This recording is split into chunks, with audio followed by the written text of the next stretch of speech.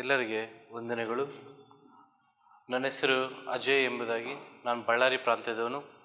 ಮತ್ತು ಆವಾಗಲೇ ಒಂದು ಸಾರಿ ನಾನು ಈ ಕ್ಲಾಸ್ ಮಾಡಿದ್ದೆ, ಮತ್ತು ತಿರುಗಿ ಗುರುಗಳು ನನ್ನ ಕರೆದಿದ್ದಾರೆ. ಮತ್ತು ನಿಮ್ಮೆಲ್ಲ ಆತ್ಮ ಒಂದು ಸಂಬಂಧವನ್ನು ತಿರುಗಿ ಬೆಳೆಸಲಿಕ್ಕೆ, ಆತ್ಮಜ್ಞಾನವನ್ನು ಹಂಚಿಕೊಳ್ಳಲಿಕ್ಕೆ ಆ ಪರಮಾತ್ಮ ಕೊಟ್ಟಂಥ ಅದ್ಭುತವಾದ ಅವಕಾಶಕ್ಕೆ ಒಂದು ಜೋರಾದ ಚಪ್ಪಾಳೆ ನೀವು.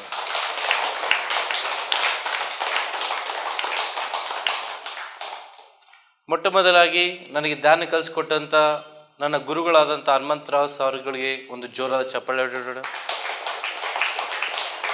ಹಾಗೂ ಇಲ್ಲಿ ಬಂದಂಥ ಪ್ರತಿಯೊಬ್ಬ ಆತ್ಮ ಬಂಧುಗಳಿಗೆ, ಅದೇ ರೀತಿಯಲ್ಲಿ ನಮಗೆ ಧ್ಯಾನ ಕಲಿಸ್ಕೊಟ್ಟಂಥ ಪತ್ರಿಜಿ ಮಹಾಗುರುಗಳಿಗೆ, ಮಹಾಋಷಿಗಳಿಗೆ ಒಂದು ಜೋರಾದ ಚಪ್ಪಾಳೆ ನೋಡೋಣ.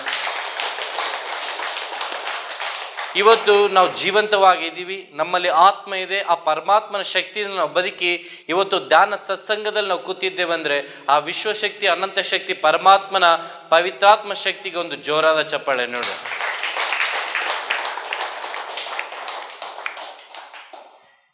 ಈ ದಿನದಲ್ಲಿ ನನ್ನ ಒಂದು ಅನುಭವಗಳನ್ನು ನಾನು ಒಳಗಡೆ ಆತ್ಮದಲ್ಲಿ ಕೇಳ್ತಿರುವಾಗ ಅನೇಕ ಒಂದು ಆತ್ಮದ ಒಂದು ಪರಿಚಯಗಳು ನನಗೆ ಇವತ್ತು ಆದವು.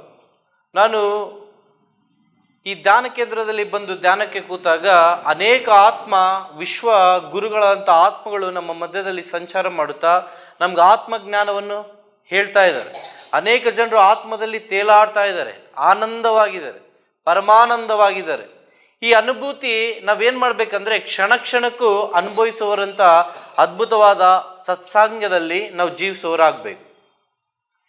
ಧ್ಯಾನ ಅಂದರೆ ಏನಂದರೆ ಪ್ರತಿಯೊಂದು ಕ್ಷಣ ಆನಂದವಾಗಿ ಜೀವಿಸುವ ಅದ್ಭುತವಾದ ಮಾರ್ಗವೇ ಧ್ಯಾನ ಮಾರ್ಗ. ಪ್ರತಿ ಕ್ಷಣ ಆನಂದ ಎಲ್ಲಿದೆ? ಪ್ರತಿ ಕ್ಷಣ ಆನಂದ ಹೊರಗಡೆ ಇಲ್ಲ, ಪ್ರತಿ ಕ್ಷಣ ಆನಂದ ನಿನ್ನೊಳಗೆ ಇದೆ. ನಿನ್ನೊಳಗಿರುವಂಥ ಆನಂದ ನೀನು ಹುಡುಕಬೇಕಂದ್ರೆ ನಾವು ಮಾತಾಡದೆ ಮೌನವಾಗಿ, ಏನು ನೋಡದೆ ಕಣ್ಣುಗಳನ್ನು ಮುಚ್ಚಿಕೊಂಡು ನಮ್ಮ ಮನಸ್ಸನ್ನು ಪರಮಾತ್ಮನಲ್ಲಿ ಸಂಪೂರ್ಣವಾಗಿ ಉಸಿರನ್ನು ಗಮನಿಸಿದಾಗ ನಮ್ಗೇನಾಗ್ತದೆ ಅಂದರೆ ಒಂದು ಆತ್ಮದ ಆನಂದದ ಹೊಳೆಯಲ್ಲಿ ನಾವು ತೇಲಾಡ್ತಾ ಇರ್ತೀವಿ. ಈ ಒಂದು ಮಧುರವಾದ ಒಂದು ಸಾಂಗತ್ಯ ಎಷ್ಟು ಅದ್ಭುತವಾಗಿರ್ತದೆ ಅಂದರೆ ಅದು ವರ್ಣಿಸಲಿಕ್ಕೆ ಶಬ್ದಗಳು ಕೂಡ ಸಾಕಾಗೋದಿಲ್ಲ. ನಾನು ಅಂದುಕೊಳ್ತೇನೆ ಈ ಸಮಯದಲ್ಲಿ ನೀವೆಲ್ಲ ಧ್ಯಾನದಲ್ಲಿ ಆ ಅನುಭೂತಿಯನ್ನು ನೀವು ಹೊಂದಿಕೊಂಡಿದ್ದೀರಿ ಎಂಬುದಾಗಿ. ಅದಕ್ಕಾಗಿ ನಿಮ್ಮೆಲ್ಲರಿಗೂ ಒಂದು ಜೋರಾದ ಚಪ್ಪಾಳೆ ನೋಡಿ.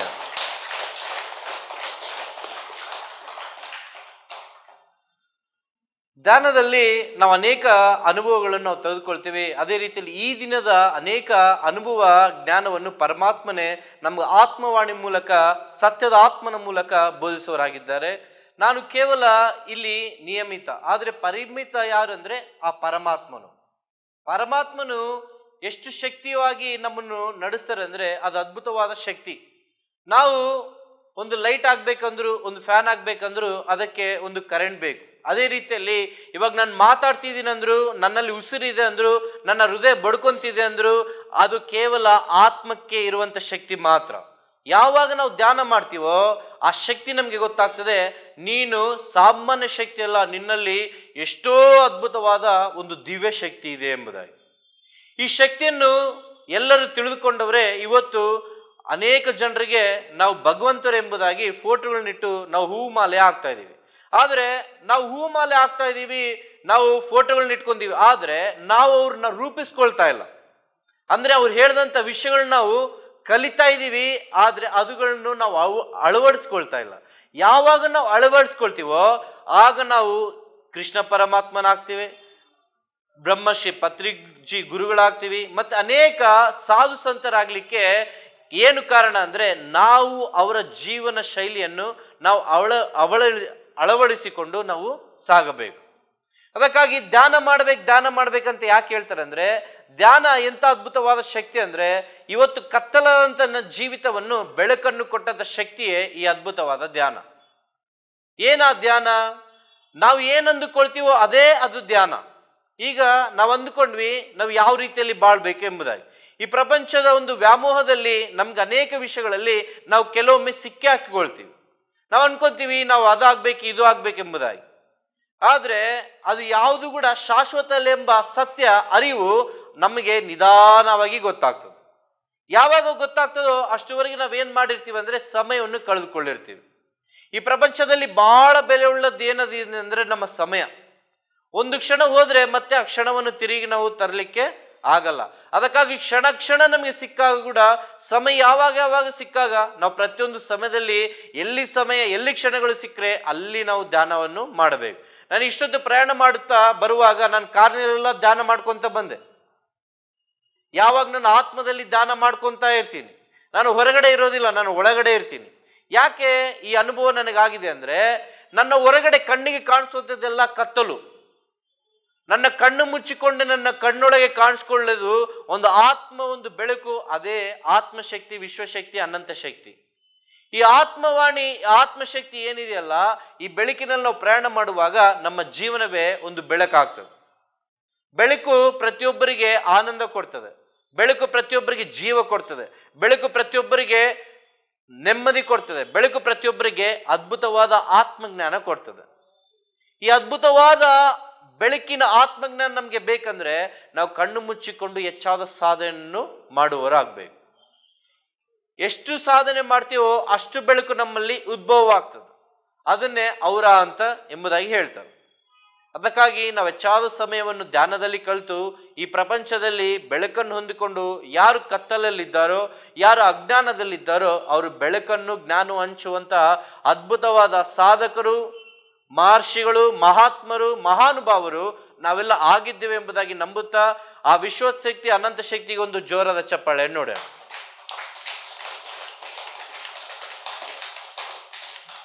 ನಮ್ಮ ಜೀವನದಲ್ಲಿ 4 ವಿಧವಾದಂಥ ಒಂದು ವಿಧಗಳಿರ್ತವೆ. ಮೊಟ್ಟ ಮೊದಲಾಗಿ ಒಂದು ಜನನ ಆದ್ಮೇಲೆ ನಾವೇನಾಗ್ತೀವಿ ಅಂದ್ರೆ ಯೌವನಕ್ಕೆ ಬರ್ತೀವಿ. ಯೌವನ ಆದ್ಮೇಲೆ ನಾವು ವೃದ್ಧಾಪ್ಯ ಆದ್ಮೇಲೆ ಮರಣ.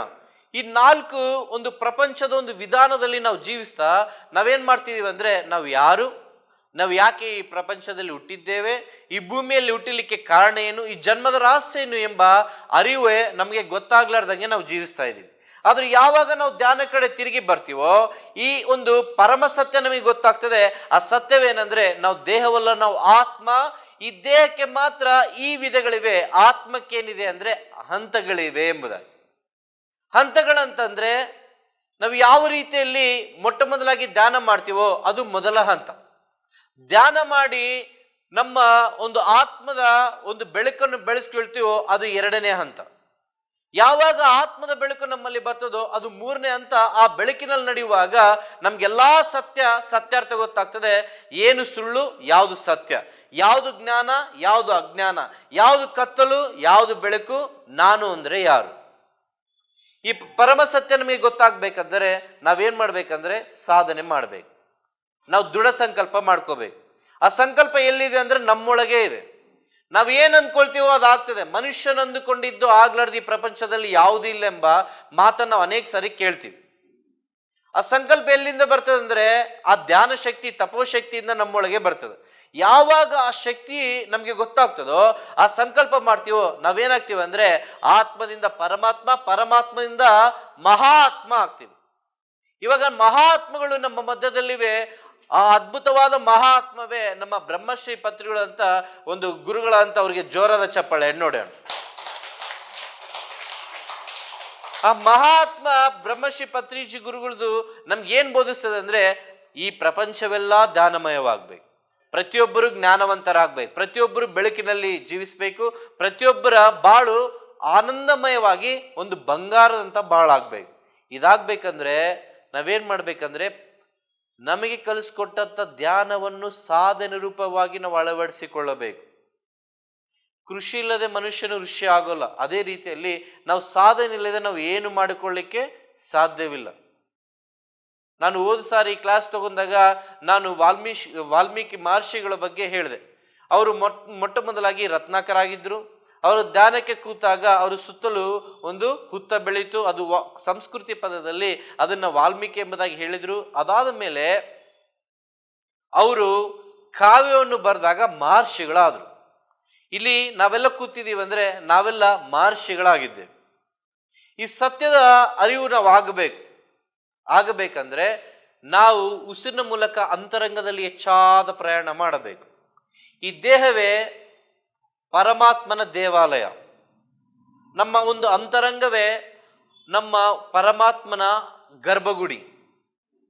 ಈ ದೇಹವನ್ನು ನಾವು ಎಷ್ಟು ಶುದ್ಧಿಯಾಗಿ ಇಟ್ಕೊಂತೀವೋ, ನಮ್ಮ ಅಂತರಂಗದಲ್ಲಿ ಆ ಪರಮಾತ್ಮ ನಿವಾಸ ಹೆಚ್ಚಾಗಿರ್ತದೋ ನಮ್ಮ ಬಾಳು ಒಂದು ಧನ್ಯ, ಮುಕ್ತಿ, ಮೋಕ್ಷ, ಅಮರತ್ವಕ್ಕೆ ನಾವು ಯಾವಾಗಲೂ ಕೂಡ ಸಿದ್ಧರಾಗಿರ್ತೀವಿ.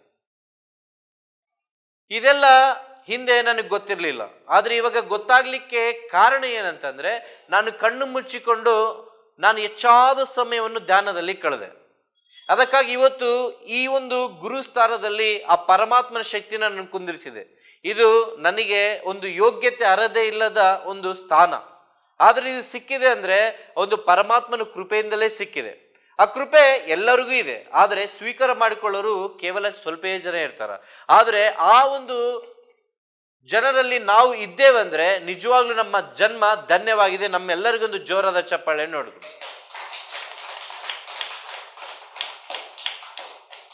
ನಮ್ಮ ಜೀವನ ಎಂಥದ್ದಂದ್ರೆ ಯದ್ಭಾವ ತದ್ಭವತ್. ನಾವು ಯಾವುದನ್ನು ಯೋಚನೆ ಮಾಡ್ತೀವೋ ಅದೇ ನಾವು. ನಾನು ಹಿಂದೆ ಕತ್ತಲನ್ನು ಬಹಳ ಪ್ರೀತಿ ಮಾಡ್ತಿದ್ದೆ. ನನ್ನ ಕತ್ತಲೇ ಇದು ನನ್ನ ಬಾಳು ಎಂಬುದಾಗಿ ಕತ್ತಲಲ್ಲಿ ಜೀವಿಸ್ತಾ ಇದ್ದೆ. ಆದ್ರೆ ನಾನು ಬೆಳಕನ್ನು ಹುಡುಕ್ಲಿಲ್ಲ. ಯಾಕಂದ್ರೆ ಕತ್ತಲು ಕವಿದಾಗ ನಮ್ಗೇನು ಕಾಣಿಸಲ್ಲ, ಆದರೆ ಬೆಳಕಿನಲ್ಲಿ ಎಲ್ಲಾ ವಿಷಯಗಳು ಗೊತ್ತಾಗ್ತದೆ. ಯಾವಾಗ ಬೆಳಕಿದೆ ಅನ್ನೋ ಅರಿವೇ ನನಗೆ ಗೊತ್ತಿಲ್ಲ, ಆದ್ರೆ ಯಾವಾಗ ಬೆಳಕಿದೆ ಅಂತ ಅರಿವು ನನಗೆ ಗೊತ್ತಾಯ್ತಂದ್ರೆ ನಿಮ್ಮಂತ ಅನೇಕ ಋಷಿಮುನಿಗಳು, ಮಹಾತ್ಮರು ಬಂದು ಇನ್ನೊಬ್ಬರಿಗೆ ಧ್ಯಾನ ಮಾಡೆಂಬ ಸತ್ಯವಾಣಿಯನ್ನು ಹೇಳಿದಾಗ ಕತ್ತಲ ಜೀವನ ಬೆಳಕಾಗ್ಲಿಕ್ಕೆ ಮಾತ್ರ ಸಾಧ್ಯ. ಅದೇ ರೀತಿಯಲ್ಲಿ ನಮ್ಮ ಗುರುಗಳು ಬಂದು ನಿನಗೆ ಧ್ಯಾನ ಮಾಡು, ನಿನ್ನ ಬಾಳು ಬೆಳಕಾಗ್ತದೆ, ನಿನ್ನ ಬಾಳು ಅದ್ಭುತವಾಗ್ತದೆ ಎಂಬ ಅರಿವನ್ನು ನನಗೆ ಮೂಡಿಸಿದಾಗ ಮಾತ್ರ ನಾನು ಧ್ಯಾನ ಮಾಡಲಿಕ್ಕೆ ಸಾಧ್ಯವಾಯಿತು. ಅದಕ್ಕಾಗಿ ನಾವು ಏನು ಯೋಚನೆ ಮಾಡ್ತೀವೋ ಅದೇ ನಾವಾದಾಗ ನಾವು ವ್ಯರ್ಥವಾದ ಯೋಚನೆಗಳನ್ನು ನಾವು ಇಟ್ಕೋಬಾರ್ದು. ನಾವು ವ್ಯರ್ಥವಾಗಿ ಎಷ್ಟು ಯೋಚನೆ ಮಾಡ್ತೀವೋ ಅದು ನಮ್ಮನ್ನು ಇನ್ನೂ ಕೆಳಗೆ ನಡೆಸೋದು ಹೊರತು ನಮ್ಮನ್ನು ಉನ್ನತ ಸ್ಥಾನಕ್ಕೆ ಕರ್ಕೊಂಡು ಹೋಗಲ್ಲ. ಎಷ್ಟು ನಾವು ಒಳ್ಳೆದನ್ನು ಉನ್ನತವಾದ ಆಲೋಚನೆಗಳನ್ನು ಮಾಡ್ತೀವೋ ಅಷ್ಟು ನಾವು ಉನ್ನತವಾದ ಒಂದು ಸಾಂಗಿತ್ಯಕ್ಕೆ, ಉನ್ನತವಾದ ಸ್ಥಾನಕ್ಕೆ ಹೋಗಲು, ಶಿಖರಕ್ಕೆ ಹೋಗಲು ಅದು ನಮಗೆ ಅನುಕೂಲವಾಗಿ ನಮ್ಮನ್ನು ನಡೆಸ್ತದೆ. ಅದಕ್ಕಾಗಿ ವ್ಯರ್ಥವಾದ ಆಲೋಚನೆ ಬಿಟ್ಟು ಉನ್ನತವಾದ ಶ್ರೇಷ್ಠವಾದ ಆಲೋಚನೆ ನಾವು ಮಾಡ್ಬೇಕಂದ್ರೆ ನಮ್ಮ ಜೀವನದಲ್ಲಿ ಮುಖ್ಯವಾದ ಅಂಶಗಳನ್ನ ನಾವು ತಿಳ್ಕೋಬೇಕು. ಆ ಮುಖ್ಯವಾದ ಅಂಶಗಳು ಯಾವುದಂದ್ರೆ, ಮೊಟ್ಟ ಮೊದಲಾಗಿ ಮನುಷ್ಯನು ಯಾರಿಗೋಸ್ಕರ ಈ ಭೂಮಿಯಲ್ಲಿ ಹುಟ್ಟಿದ್ದಾನೆಂಬ ಅರಿವಿಲ್ಲದೆ ಜೀವಿಸುವವನು ಅಧೋಗತಿಯಲ್ಲಿ ಜೀವಿಸುವ ಅಂತ ವ್ಯಕ್ತಿ ಆಗಿದ್ದಾನೆ. ಅಧೋಗತಿ ಅಂದ್ರೆ ಪ್ರತಿಯೊಬ್ಬನಿಗೆ ಏನ್ ಅನ್ಸ್ತದೆ ಅಂದ್ರೆ, ನಾನು ಎದಕ್ ಹುಟ್ಟಿನೋ, ನಾನು ಎದಕ್ ಬದುಕೇನೋ. ಇದು ಅಧೋಗತಿಯಲ್ಲಿ ಜೀವಿಸುವರಂತ ಜೀವನ ವಿಧಾನ. ಎರಡನೇದಾಗಿ ತನಗೋಸ್ಕರ ತಾನು ಜೀವಿಸುವವನು ಮಧ್ಯಮ ಮಾರ್ಗದಲ್ಲಿ.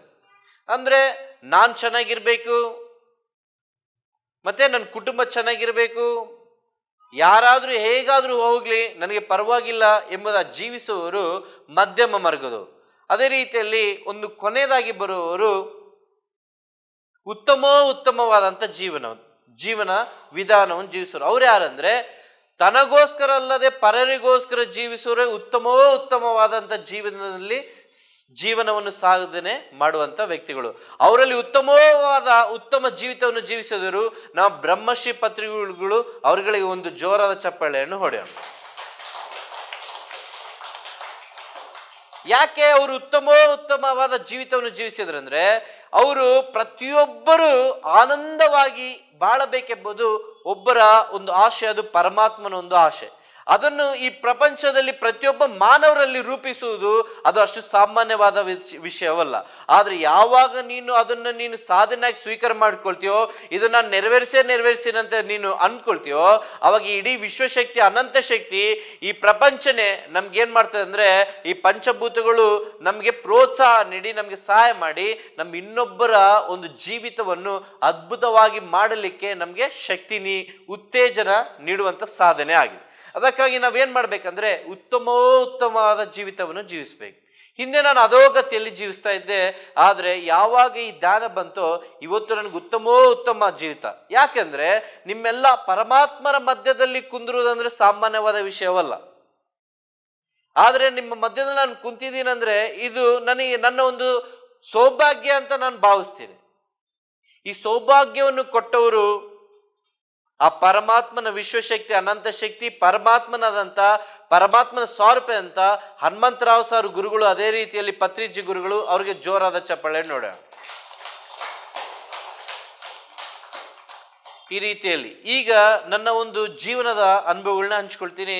ನಾನು ಹಿಂದೆ ಈ ಪ್ರಪಂಚದಲ್ಲಿ ಯಾವ ರೀತಿಯಲ್ಲಿ ಜೀವಿಸ್ತಿದ್ದೆ ಅಂದ್ರೆ ಅಧೋಗತಿಯಲ್ಲಿ ಜೀವಿಸ್ತಿದ್ದೆ. ಅಧೋಗತಿ ಅಂದ್ರೆ ನಾನು ಎದಕ್ ಬದುಕಿನೋ ನನಗೇ ಗೊತ್ತಿಲ್ಲ, ಯಾರಿಗೋಸ್ಕರ ಬದುಕಿನೋ ನನಗೇ ಗೊತ್ತಿಲ್ಲ. ಅವಾಗ ನಾನು ಅನ್ಕೊತಿದ್ದೆ, ನಾನು ಸುಮ್ಮನೆ ಈ ಪ್ರಪಂಚದಲ್ಲಿ ನಾನು ಬದುಕಬಾರ್ದು. ಸುಮ್ಮನೆ ಈ ಪ್ರಪಂಚದಲ್ಲಿ ಬದುಕಬೇಕಂದ್ರೆ ನಿನ್ ಕಾರಣ ಬೇಕಲ್ಲ ಬದುಕಬೇಕಂದ್ರೆ, ಅದು ನನ್ನ ಕಾರಣನೇ ಗೊತ್ತಿಲ್ಲ. ಯಾಕೆ ನನ್ನ ಕಾರಣ ಗೊತ್ತಿಲ್ಲ ಅಂದ್ರೆ, ಚಿಕ್ಕವರಿದ್ದಾಗೆ ನನ್ನ ತಾಯಿ ತೀರ್ಕೊಂಡ್ರು. ತಾಯಿ ತೀರ್ಕೊಂಡಾಗ ಈ ಪ್ರಪಂಚದಲ್ಲಿ ತಾಯಿ ದೇವ್ರು ಎಂಬುದಾಗಿ ಹೇಳ್ತಾರೆ, ಆದ್ರೆ ತಾಯಿ ಇಲ್ದ ಜೀವಿತವನ್ನು ಊಹೆ ಮಾಡ್ಲಿಕ್ಕಾಗಲ್ಲ. ಯಾಕಂದ್ರೆ ಒಂದು ಶಾಲೆಗಳಲ್ಲಿ ಏನ್ ಮಾಡ್ತಿದ್ರೆ, ಅನೇಕ ತಾಯಂದಿರು ಬಂದು ಅವ್ರ ಮಕ್ಕಳಿಗೆ ಊಟ ಮಾಡಿಸುವಾಗ ನನಗೆ ಬಹಳ ನೋವಾಗ್ತಿತ್ತು. ಈಗ ತಾಯಿ ಪ್ರೀತಿ ಸಿಗ್ಲಾರ್ದಾಗ ನನ್ಗೊಂದೇ ಒಂದು ಯೋಚನೆ ಬಂತು, ನಾನಿನ್ನು ಬದುಕೋದು ಬೇಡ, ನಾನು ಸಾಯ್ಬೇಕು ಎಂಬುದಾಗಿ ನಾನು ಅದೇ ರೀತಿಯಲ್ಲಿ ನೋವಿನಲ್ಲಿ, ದುಃಖದಲ್ಲಿ, ಕತ್ತಲಲ್ಲಿ ಜೀವಿಸ್ತಾ ಇದ್ದೆ, ಅಧೋಗತಿಯಲ್ಲಿ. ಈ ಒಂದು ಜೀವನವನ್ನು ಜೀವಿಸುವ ನನ್ನಲ್ಲಿ ಏನಾಯ್ತಂದ್ರೆ, ಈ ಪ್ರಪಂಚದೊಂದು ವ್ಯಾಮೋಹಿಕ ನನ್ನನ್ನು ಆವರಿಸ್ಕೊಳ್ತು. ಅವಾಗ ನಾನೇನ್ ಮಾಡಿದೆ ಅಂದ್ರೆ, ನಾನು ನನ್ನ ಜೀವನದಲ್ಲಿ ಬಹಳ ಪ್ರಾಮುಖ್ಯವಾದ ಸ್ಥಾನವನ್ನು ಯಾರಿಗೆ ಕೊಟ್ಟೆ ಅಂದ್ರೆ, ನನ್ನ ಸ್ನೇಹಿತರಿಗೆ ಕೊಟ್ಟೆ. ಸ್ನೇಹಿತರೇ ನನ್ನ ಪ್ರಾಣ, ಸ್ನೇಹಿತರೇ ನನ್ನ ಜೀವ ಎಂಬುದಾಗಿ. ಈ ರೀತಿಯಲ್ಲಿ ಅವ್ರಿಗೋಸ್ಕರ ನಾನು ಜೀವಿಸುವಾಗ ಏನಾಯ್ತಂದ್ರೆ, ಅವರು ನನಗೆ ಮೊಟ್ಟ ಮೊದಲ ಕೆಟ್ಟ ಚಟಗಳನ್ನು ಕಲಿಸಿದ್ರು. ಮೊಟ್ಟ ಮೊದಲಾಗಿ ಈ ಪ್ರಪಂಚದಲ್ಲಿ ಕೆಟ್ಟು ಹೋಗ್ಬೇಕಂದ್ರೆ ಮೊಟ್ಟ ಮೊದಲಾಗಿ ಒಂದು ಪಾಠಗಳಿವೆ. ಏನೇನಂದ್ರೆ, ಒಂದು ಸಿಗರೇಟ್, ಒಂದು ಡ್ರಿಂಕ್, ಅದೇ ರೀತಿಯಲ್ಲಿ ಈ ಪ್ರಪಂಚದ ಒಂದು ವ್ಯಾಮೋಹ. ಈ ರೀತಿಯಲ್ಲಿ ನನಗೆ ಮೊಟ್ಟ ಮೊದಲಾಗಿ ಸಿಗರೇಟ್ ಕಲಿಸಿದ್ರು. ಅದೇ ರೀತಿಯಲ್ಲಿ ಅದಾದ್ಮೇಲೆ ನನಗೆ ಡ್ರಿಂಕ್ ಕಲಿಸಿದ್ರು. ಈ ಸಿಗರೇಟ್, ಡ್ರಿಂಕ್, ಈ ಒಂದು ಮಾಯದಲ್ಲಿ ಬಿದ್ದಾಗ ಮನುಷ್ಯನು ಹೊರಗಡೆ ಬರಲಿಕ್ಕೆ ಸಾಧ್ಯವಿಲ್ಲ. ಈ ಒಂದು ಕುಣಿಯಲ್ಲಿ ನಾನು ಬೀಳ್ತಿದ್ದೇನಂತ ನನ್ಗೆ ಗೊತ್ತಿಲ್ಲ. ಎದಕ್ಕಂದ್ರೆ ನಾನು ಕತ್ತಲಲ್ಲಿ ಇದ್ದೀನಿ, ನಾನು ಅಧೋಗತಿಯಲ್ಲಿ ಜೀವಿಸ್ತಾ ಇದ್ದೀನಿ. ಇದ್ರಲ್ಲಿ ನಾನು ಇದ್ದಾಗ ಇನ್ನು ಫ್ರೆಂಡ್ಸೇ ಜೀವನ ಅಂದಾಗ, ಇನ್ನು ಫ್ರೆಂಡ್ಸಿಗೆ ಏನಾಯ್ತು ಅಂದ್ರೆ, ಬೇರೆಯವರು ತೊಂದರೆ ಕೊಡ್ಲಿಕ್ಕೆ ಶುರು ಮಾಡಿದ್ರು. ಬೇರೆಯವರು ತೊಂದರೆ ಕೊಡ್ಲಿಕ್ಕೆ ಶುರು ಮಾಡಿದಾಗ ನಾನೇನ್ ಮಾಡಿದೆ, ನಾನು ಮುಂದೆ ಹೋಗಿ ನನ್ನ ಫ್ರೆಂಡ್ಸಿಗೆ ಏನಾದರೂ ಆದರೆ ನನಗೆ ಭಾಳ ನೋವಾಗ್ತಿತ್ತು. ಅದಕ್ಕಾಗಿ ಮುಂದೆ ಹೋಗಿ ನನ್ನ ಫ್ರೆಂಡ್ಸಿಗೆ ಏನೂ ಆಗಬಾರ್ದಂತ, ನನ್ನ ಪ್ರಾಣ ಹೋದ್ರು ನನ್ನ ಫ್ರೆಂಡ್ಸಿಗೆ ಕಾಪಾಡ್ಕೋಬೇಕಂತ ನಾನು ಜಗಳ ಮಾಡ್ತಿದ್ದೆ.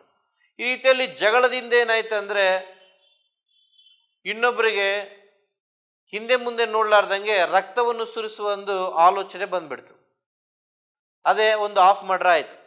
ಆಫ್ ಮರ್ಡರ್ ಆದಮೇಲೆ ಮುಂದೆ ಏನಾಗ್ತದೆ ಅಂದರೆ, ನನ್ನ ಮುಖಾಂತರ ಒಂದು ಕೊಲೆ ಆಗ್ತದೆ.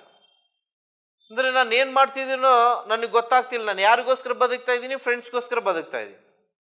ನಾನು ಸಾಯ್ಬೇಕು, ಯಾಕಂದ್ರೆ ಈ ಭೂಮಿ ಮೇಲೆ ಬದುಕೋ ಆಶೆ ನನಗೆ ಇಲ್ಲ. ಈ ರೀತಿಯಲ್ಲಿ ನನ್ನ ಜೀವನ ಸಾಕ್ತಾ ಇದ್ದೀನಿ. ನಾನು ಎಲ್ಲಿಗೆ ಹೋಗ್ತೀನಿ, ನನ್ನ ಪ್ರಯಾಣ ಗೊತ್ತಿಲ್ಲ.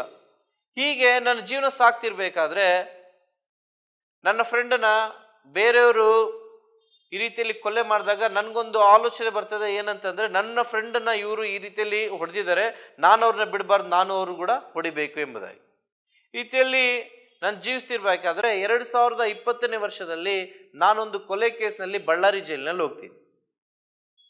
ಬಳ್ಳಾರಿ ಜೈಲಿನಲ್ಲಿ ಹೋದಾಗ ಈ ಪ್ರಪಂಚದಲ್ಲಿ ನನಗೆಲ್ಲರೂ ಸಲಾಮ್ ಹೊಡಿತಿದ್ದಾರೆ, ನನಗೆ ದುಡ್ಡು ಬರ್ತಾ ಇದೆ, ನಾನು ಚೆನ್ನಾಗೇ ಇದ್ದೀನಿ. ಎಲ್ಲಿ ಚೆನ್ನಾಗಿದ್ದೀನಿ? ಹೊರಗಡೆ ಚೆನ್ನಾಗಿದ್ದೀನಿ, ಆದರೆ ನಾನು ಒಳಗಡೆ ಚೆನ್ನಾಗಿಲ್ಲ. ಅವಾಗ ಹೆಸರು ಬಂದ ಕೂಡಲೇ ಅನೇಕ ಜನ ಶತ್ರುಗಳಾಗ್ಬಿಟ್ರು. ಅವಾಗ ಅನ್ಕೊಂಡೆ, ನಾನು ಯಾರಿಗೋಸ್ಕರ ಕೂಡ ಕೆಟ್ಟದಾಗಿ ಭಾವಿಸಿಲ್ಲ, ಆದರೆ ನನ್ನ ಫ್ರೆಂಡ್ಸೇ ಇವತ್ತು ಅವ್ರಿಗೋಸ್ಕರ ನಾನು ನಿಂತೆ, ಆದರೆ ಇವತ್ತು ಅವರೇ ನನಗೆ ಕೆಟ್ಟದಾಗಿ ಯೋಚನೆ ಮಾಡ್ತಿದ್ದಾರೆ ಎಂಬ ಅರಿವು ನನಗಾಯ್ತು. ಅವಾಗ ನಾನು ಇಷ್ಟು ನಂಬಿದೆ, ಆದರೂ ನನಗೆ ಮೋಸ ಮಾಡಿದ್ರು ಎಂಬ ನೋವು ನನಗೆ ಬಂತು. ಈಗ ನಂಬಿದವರು ಮೋಸ ಅದು ತಟ್ಕೊಳ್ಳಿಕ್ಕೆ ಬಹಳ ಕಷ್ಟ. ಈ ಒಂದು ಸ್ಥಿತಿಯಲ್ಲಿ ನಾನಿದ್ದಾಗ ನನ್ನಲ್ಲಿ ಒಂದು ಪ್ರಶ್ನೆ ಬರ್ತಿದೆ, ದೇವ್ರು ನಿಜವಾಗ್ಲಿದ್ದಾನ? ದೇವರಿದ್ರೆ ನನಗೆ ಯಾಕೆ ಈ ಕಷ್ಟ? ಈ ಪ್ರಶ್ನೆ ನನ್ನಲ್ಲಿ ಬಂದಾಗ ನಾನು ಆಕಾಶ ಎತ್ತಿ ನೋಡ್ತಾ ಇದ್ದೀನಿ. ಏನಂತಂದ್ರೆ, ದೇವ್ರು ನಿಜವಾಗ್ಲಿದ್ದಾನ? ದೇವರಿದ್ರೆ ಈ ಕಷ್ಟದಿಂದ ನನ್ನನ್ನು ಬಿಡುಗಡೆ ಮಾಡಬೇಕು. ಕಷ್ಟದಿಂದ ಬಿಡುಗಡೆ ಮಾಡ್ಬೇಕೆಂಬುದಾಗಿ ನಾನು ದೇವರಲ್ಲಿ ಕೇಳ್ತಿರ್ಬೇಕಾದ್ರೆ ಬಹಳ ನೋವಿನಿಂದ ಕೇಳ್ತಾ ಇದ್ದೀನಿ, ಮನಸ್ಸಿನಿಂದ ಕೇಳ್ತಾ ಇದ್ದೀನಿ. ಆ ಸಮಯದಲ್ಲಿ ನನಗೆ ಒಂದು ಬೆಳಕು, ಒಂದು ವಾಣಿ ಕೇಳಿಸ್ತಾ ಇದೆ, ಭಯಪಡಬೇಡ ಮಗನೇ, ನಾನಿದ್ದೇನೆ ಅಂತ. ಯಾವಾಗ ಆ ಸ್ಥಿತಿ ನನ್ನಲ್ಲಿ ಬಂತೋ, ನಾನು ಏನ್ ಮಾಡ್ತಿದ್ದೀನಿ ನನಗೆ ಗೊತ್ತಾಗ್ತಿಲ್ಲ. ನಾನು ಹೋಗಿ ಪಶ್ಚಾತ್ತಾಪ ಪಡ್ತಿದ್ದೀನಿ ನಾನು ಮಾಡುವಂತ ಎಲ್ಲಾ ತಪ್ಪುಗಳಿಗೆ. ಅಯ್ಯೋ, ನಾನು ಈ ರೀತಿಯಲ್ಲಿ ಇನ್ನೊಬ್ಬರಿಗೆ ತೊಂದರೆ ಮಾಡಿದೆ, ಇನ್ನೊಬ್ಬರಿಗೆ ಹೊಡೆದೆ, ಇನ್ನೊಬ್ಬರಿಗೆ ಬೈದೆ, ಇನ್ನೊಂದು ಕೊಲೆ ಮಾಡಿದೆ, ನನಗೇನು ಮಾಡ್ತೀವಿ ನನಗೆ ಗೊತ್ತಾಗ್ಲಾರ್ದಂಗೆ ಈ ತಪ್ಪು ಮಾಡೀನಿ, ಪರಮಾತ್ಮನ ನನ್ನ ಕ್ಷಮಿಸಿ ಎಂಬುದಾಗಿ ಭಗವಂತನಲ್ಲಿ ಬೇಡಿಕೊಂಡಾಗ ನನಗೆ ಎಲ್ಲಿಲ್ಲದ ಒಂದು ನೋವಿನ ಭಾರ ಹೊರಗಡೆ ಬರ್ತಾ ಇದೆ, ಕಣ್ಣೀರಿನ ಮೂಲಕ, ದುಃಖದ ಮೂಲಕ, ಬಾಧೆ ಮೂಲಕ. ಈ ರೀತಿಯಲ್ಲಿದ್ದಾಗ ಅಲ್ಲಿ ಒಬ್ಬ ಸ್ನೇಹಿತರು ಬರ್ತಾರೆ. ಏನಂತಂದ್ರೆ, ನೀನು ಧ್ಯಾನ ಮಾಡು, ನಿನ್ಗೆ ಒಳ್ಳೇದಾಗ್ತದಂತ ಬಂದ್ರು. ನಾನು ಅನ್ಕೊಂಡೆ, ಧ್ಯಾನ ವಯಸ್ಸಾದವ್ರು ಮಾಡ್ಬೇಕು, ಮತ್ತೆ ನನ್ನಂತ ಕೆಟ್ಟವನು ಮಾಡ್ಲಿಕ್ಕೆ ಆಗ್ತದ ಇದು ಧ್ಯಾನ ಎಂಬ ಪ್ರಶ್ನೆ ನನಗೆ ಬಂದಾಗ, ಇಲ್ಲ ಸರ್, ನೀವು ಒಂದು ಸಾರಿ ಧ್ಯಾನ ಮಾಡ್ರಿ, ಅದ್ರ ಬಗ್ಗೆ ನಿಮ್ಗೆ ಗೊತ್ತಾಗ್ತದೆ ಅಂತ ಹೇಳಿದ್ರು. ಅವಾಗ ನಾನೇನ್ ಮಾಡಿದೆ, ಸರಿ ನಾನು ಧ್ಯಾನ ಮಾಡ್ತೀನಿ. ನಾನು ಹೆಚ್ಚಾಗಿ ನಾನು ಮಸೀದ್ಗೆ ಹೋಗ್ತಾ ಇದ್ದೆ, ನಾನು ಚರ್ಚಿಗೆ ಹೋಗ್ತಾ ಇದ್ದೆ, ಮತ್ತೆ ಗುಡಿಗಳಿಗೆ ಹೋಗ್ತಾ ಇದ್ದೆ. ಆದರೆ ನಾನು ಧ್ಯಾನ ಕೇಂದ್ರಕ್ಕೆ ಯಾವಾಗಲೂ ಹೋಗಿಲ್ಲ. ಹೆಚ್ಚಾಗಿ ನಾನು ಹೋಗ್ತಿದ್ದು ಚರ್ಚಿಗೆ ಹೋಗ್ತಾ ಇದ್ದೆ. ಈ ರೀತಿಯಲ್ಲಿ ನನ್ನ ಜೀವನ ಸಾಗಬೇಕಾದ್ರೆ ಅವ್ರು ಹೇಳಿದ್ರು, ನೀನು ಧ್ಯಾನ ಕೇಂದ್ರಕ್ಕೆ ಬಾ, ನೀನು ಧ್ಯಾನ ಮಾಡಿ ಎಂಬುದಾಗಿ ಹೇಳುವಾಗ ನಾನು ಅನ್ಕೊಂಡೆ, ಈ ಧ್ಯಾನದಲ್ಲಿ ಏನಿದೆ, ಮತ್ತೆ ಸುಮ್ಮನೆ ಕುಂತು ಕಣ್ಮುಚ್ಚಬೇಕಂದ್ರೆ ಅದು ಸಾಮಾನ್ಯವಾದ ವಿಷಯವಲ್ಲ. ಮತ್ತೆ ಕುಂತು ಕಣ್ಣು ಮುಚ್ಚಿದೆ, ನಾನು ಒಂದು ಕ್ಷಣ ಕೂಡ ಧ್ಯಾನ ಮಾಡ್ಲಿಕ್ಕೆ ಆಗಿಲ್ಲ. ಕಣ್ಣು ಮುಚ್ಚಿಕೊಳ್ಳೆ ಎಲ್ಲಿಲ್ಲದ ಆಲೋಚನೆಗಳು, ಚಿಂತೆಗಳು, ಎಲ್ಲ ವಿಷಯಗಳು ಬಂದ್ಬಿಟ್ಟು ನಾನು ಏನೇನು ತಪ್ಪುಗಳು ಮಾಡಿದ್ವು ಅದು ಕಣ್ಣು ಮುಂದೆ ಕಾಣಿಸ್ತಾ ಇದೆ. ಅವಾಗ ಕಾಣಿಸುವಾಗ ಇನ್ನು ನಾನು ಧ್ಯಾನ ಮಾಡ್ಲಿಕ್ಕೆ ಆಗಿಲ್ಲ. ಅವಾಗ ನಾನು ಕಣ್ಣು ತೆಗೆದ್ಬಿಟ್ಟೆ. ನಾನು ಅಲ್ಲಿ ಬಂದಿರುವಂಥ ಗುರುಗಳು ಕೇಳ್ತಾ ಇದ್ದೀನಿ, ಗುರುಗಳೇ ನಾನು ಧ್ಯಾನ ಮಾಡ್ಲಿಕ್ಕೆ ಆಗ್ತಾ ಇಲ್ಲ, ನಾನು ಏನೇನು ತಪ್ಪು ಮಾಡಿನೋ, ಏನೇನು ಕೆಟ್ಟದ್ದು ಮಾಡಿನೋ ಅದೆಲ್ಲ ನನ್ನ ಕಣ್ಣು ಮುಂದೆ ಬರ್ತಾ ಇದೆ ಎಂಬುದೇ. ಅವ್ರು ಹೇಳಿದ್ರು, ಇಲ್ಲ ನೀನು ಧ್ಯಾನ ಮಾಡು.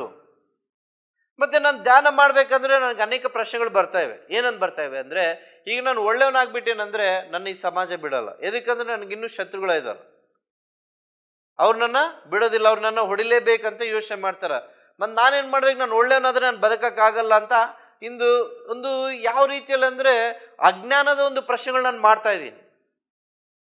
ಅವಾಗ ನಮ್ಮ ಗುರುಗಳು ಹೇಳ್ತಿದಾರ, ನೀನ್ ಏನೇ ಪ್ರಶ್ನೆ ಇದ್ರು ಕೂಡ ನೀನ್ ಧ್ಯಾನದಲ್ಲೇ ಕೇಳು. ಎದಕ್ಕಂದ್ರೆ ಮನುಷ್ಯನಿಗೆ ಹಲವಾರು ಪ್ರಶ್ನೆಗಳಿದ್ರು ಕೂಡ ಅದು ಹೊರಗಡೆ ಯಾರು ತೀರ್ಸಲಿಕ್ಕೆ, ಯಾರು ಹೇಳಲಿಕ್ಕೆ ಆಗಲ್ಲ. ಒಬ್ಬರೇ ನಮ್ಮ ಪ್ರಶ್ನೆಗಳೆಲ್ಲ ಉತ್ತರ ಕೊಡ್ತಾರೆ, ಅವರೇ ಸತ್ಯದ ಆತ್ಮನು, ಪರಮಾತ್ಮನು. ಅವರಿಗೆ ಒಂದು ಜೋರಾದ ಚಪ್ಪಾಳೆ ನೋಡಿ ಅಣ್ಣ. ಈ ರೀತಿಯಲ್ಲಿ ನಾನು ಅಲ್ಲಿ ಕೂತು ಧ್ಯಾನ ಮಾಡ್ಬೇಕಂದ್ರೆ ಅನೇಕ ಆಲೋಚನೆ ಬರ್ತಾ ಇವೆ, ನಾನು ಧ್ಯಾನ ಮಾಡ್ಲಿಕ್ಕೆ ಆಗ್ತಾ ಇಲ್ಲ. ಇನ್ನು ಧ್ಯಾನ ಗುರುಗಳು ಬಂದ್ರೆ ನಾನೇನ್ ಮಾಡ್ತಿದ್ದೆ ಅಂದ್ರೆ ಸೈಡ್ ಆಗಿ ಹೋಗ್ತಾ ಇದ್ದೆ. ಎದಕ್ಕಂದ್ರೆ ಅವ್ರು ಧ್ಯಾನಕ್ಕೆ ಕರೀತಾರೆ, ಮತ್ತೆ ಧ್ಯಾನಕ್ಕೆ ಹೋಗಿಲ್ಲ ಅಂದ್ರೆ ಅವ್ರ ಮುಂದೆ ಚೆನ್ನಾಗಿ ಅನ್ಸೋದಿಲ್ಲ ಅಂತ ನಾನು ಅವ್ರು ನೇರವಾಗಿ ಬಂದ್ರೆ ನಾನು ಹಿಂತಿರುಗಿ ಬೇರೆ ಕಡೆಯಿಂದ ಹೋಗ್ಬಿಡ್ತಿದ್ದೆ. ಈ ರೀತಿಯಲ್ಲಿ ಒಂದು ಚಂಚಲತನದಿಂದ ನಾನು ಜೀವಿಸ್ತಾ ಇದ್ದೆ. ಅವಾಗಿದ್ದಾಗ ಅನೇಕ ಪ್ರಶ್ನೆಗಳು ನಾನು ಬರ್ತಿರುವಾಗಾದ್ರೆ ಅವ್ರು ಹೇಳಿದ್ರು, ಮೊಟ್ಟ ಮೊದಲ ಒಂದು ಮಂಡಳಿ ದಾನ ಮಾಡಿದ್ರು ಬಳ್ಳಾರಿ ಜೈಲಿನಲ್ಲಿ. ಅದೇ ಬಳ್ಳಾರಿ ಜೈಲಿನಲ್ಲಿ ನಮ್ಮ ಹನುಮಂತರಾವ್ ಸರ್ ಗುರುಗಳು ಒಂದು ಪಿರಮಿಡ್ ಕೇಂದ್ರವನ್ನು ಕಟ್ಸಿದ್ದಾರೆ. ಇವತ್ತು ಆ ಪಿರಮಿಡ್ ಕೇಂದ್ರದಲ್ಲಿ ಕುಂತೆ ಇವತ್ತು ಈ ಸ್ಥಾನದಲ್ಲಿ ಕುಂದಿರ್ಲಿಕ್ಕೆ ನಂಗೆ ಸಾಧ್ಯವಾಯ್ತು. ಅವ್ರಿಗೆ ಜೋರಾದ ಚಪ್ಪಾಳೆ. ನಮ್ಮ ಗುರುಗಳು ಯಾವಾಗ್ಲೂ ಹೇಳಿರೋದು ಏನಂದ್ರೆ, ಧ್ಯಾನ ಮಾಡು, ಇನ್ನೊಬ್ಬರಿಗೆ ಧ್ಯಾನ ಮಾಡಿಸು. ಅವ್ರು ಹೇಳುವಂತ ಒಂದು ವಿಷಯ ನನಗೆ ಅವಾಗ ಅರಿವಾಗಿಲ್ಲ. ನಾನೇನ್ ಮಾಡಿದೆ, ಈಗ ಅವರು ಮಂಡಳಿ ಧ್ಯಾನ ಇಟ್ಕೊಂಡ್ರು. ಮಂಡಳಿ ಧ್ಯಾನ ಇಟ್ಕೊಂಡ್ಮೇಲೆ ಏನಾಯ್ತಂದ್ರೆ, ನೀನು 41 ದಿನ ಧ್ಯಾನ ಮಾಡಿದ್ರೆ ನೀನು ದೇವ್ರು ನೋಡ್ಬೋದು ಅಂತ ಹೇಳಿದ್ರು.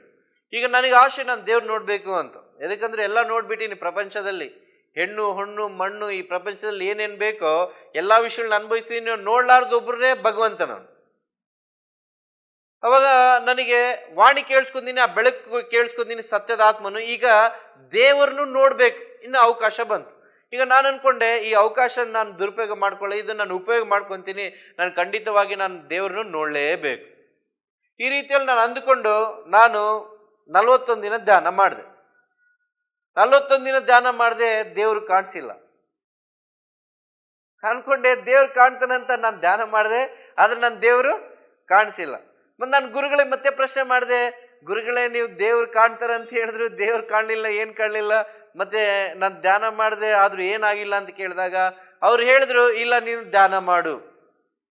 ಧ್ಯಾನದ ಗುರುಗಳಲ್ಲಿ, ಎಲ್ಲಾ ಗುರುಗಳಲ್ಲಿ ಒಂದೇ ಒಂದು ಮಾರ್ತಿರ್ತದೆ, ಪ್ರತಿಯೊಂದು ಪ್ರಶ್ನೆಗೆ ಒಂದೇ ಒಂದು ಉತ್ತರ, ಧ್ಯಾನ. ಅದು ನಮ್ಗೆ ಗೊತ್ತಿಲ್ಲ.